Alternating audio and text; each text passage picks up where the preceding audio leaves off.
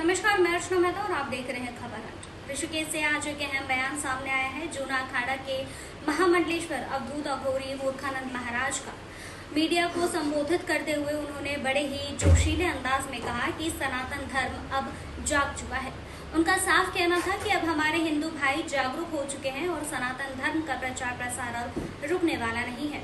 महामंडलेश्वर जी ने ये भी स्पष्ट किया है कि सनातन कोई धर्म नहीं है, बल्कि ये सभी धर्मों का मूल है। सभी पर्व, सभी परंपराएं इसी सनातन की देन है। उन्होंने कहा कि सनातन की चेतना आज देश भर में लहर की तरह फैल रही है और इसे रोक पाना अब किसी के बस की बात नहीं है। बात सिर्फ धर्म की नहीं बल्कि राजनीति की भी हुई है। उन्होंने 2027 के चुनावों को लेकर एक बड़ी घोषणा करते हुए कहा कि उत्तर प्रदेश के अगले मुख्यमंत्री की विभूषण उन्होंने कर दी है। हालांकि नाम का खुलासा नहीं किया गया है। देश के प्रधानमंत्री के लिए भी उन्होंने यशस्वी और सुनवेट जैसे विशेषणों का प्रयोग करते हुए आभार व्यक्त किया है और कहा है कि हमारा देश सुरक्षित हाथों में है।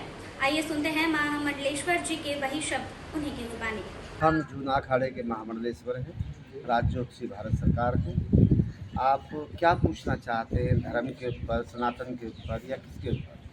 सर, इजराइल और ईरान में इस वक्त युद्ध नहीं, उसके बारे में हम कुछ नहीं कह सकते। हम अपने बारे नहीं जानते कुछ भी। जितनी सराहना करें उतना श्रेष्ठ है। ऐसा व्यक्ति पैदा होना बहुत मुश्किल है।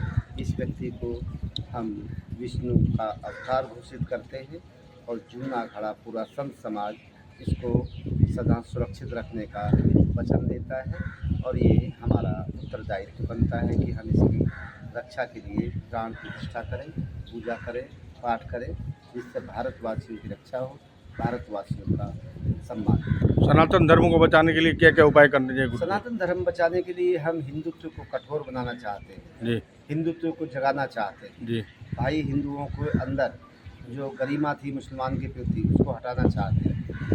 हवन यज्ञ से पूरा नहीं होता, आत्म प्रेरणा से उनको जगाना है हमें, जिससे हम हिंदुत्व की रक्षा कर सकें। गुरु जी, लेकिन सरकारें हमेशा जाति की जनगणना की बात कर रही है और जाति देखो, सरकार करती है, हमारी सरकार नहीं करती कभी भी। हमारी सरकार तो केवल जन साधारण आदमी की बात करती है, जिसको किसी को पीड़ा ना हो, किसी को कष्ट ना हो और किसी को कोई असावधानी ना हो। लेकिन मोदी सरकार ने तो जनगणना के लिए बोल दिया कि जनगणना करानी चाहिए।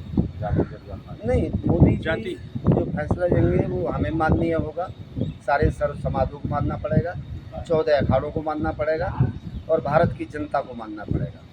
वो हमारा एक कर्मठ शीर्ष नेता है, उसको हमने प्रधानमंत्री बनाया है, तो प्रधानमंत्री नाते वो जो कहेगा हम सबको मानना पड़ेगा। अगर देश के अंदर जनगणना कंप्लीट होती है तो इस पर क्या असर पड़ेगा देश के ऊपर? देखो श्रीमान, हम केवल सनातन धर्म तक सीमित हैं, उसके अलावा हम कोई जानकारी नहीं दे सकते आपको। सनातन का आप कोई प्रश्न पूछें, हम बताएंगे।